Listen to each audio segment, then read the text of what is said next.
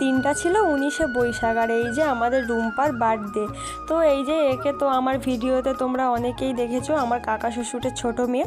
তো তারই জন্মদিন ছিল, আর আমি এই যে কেক কাটিং থেকেই ভিডিওটা শুরু করেছি, কারণ ওদের বাড়িতে রান্নাবান্না হচ্ছিল। আগের বছর আমি জোগাড়জান্তি করে দিতে পেরেছি, কিন্তু এবছর আমি পারিনি, কারণ আমাদের মাঠে ধান ছিল, একটু টুকটাক কাজ করছিলাম তার জন্য। তো এসে সানফান করে নিয়েছিলাম আমি আসতেই, কিন্তু তারপরে কেকটা কাটা হচ্ছিল। তো এখানে ফাইনালি কেকটাও কেটে নিচ্ছে, আর এখানে কিন্তু কেকটা কিন্তু হয়তো ভিডিওতে ছোট দেখাচ্ছে কি বড় দেখাচ্ছে বুঝতে পারছি না, কিন্তু কেকটা অনেক বড় কেক ছিল।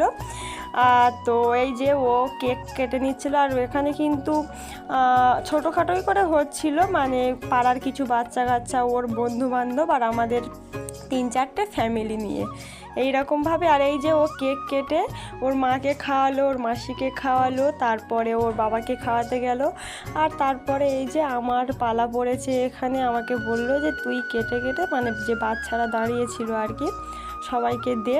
তো তার জন্য আমি এখানে কেকটা কেটে কেটে সবাইকে দিচ্ছিলাম, যেহেতু সবাই আছে সবাইকে দিতে হবে, তো অল্প অল্প করে টুকরো টুকরো করে সবাইকে দিচ্ছিলাম। তারপরে এই যে খাওয়া দাওয়ার পালা, এখানে এরা সব খেতে বসেছে, ওর বন্ধুবান্ধব, আর আমাদের এই যে বার্থডে গার্লও খাচ্ছে, আর আমি আর রিম্পা মানে ওর দিদি আর কি এখানে একটু বসেছিলাম।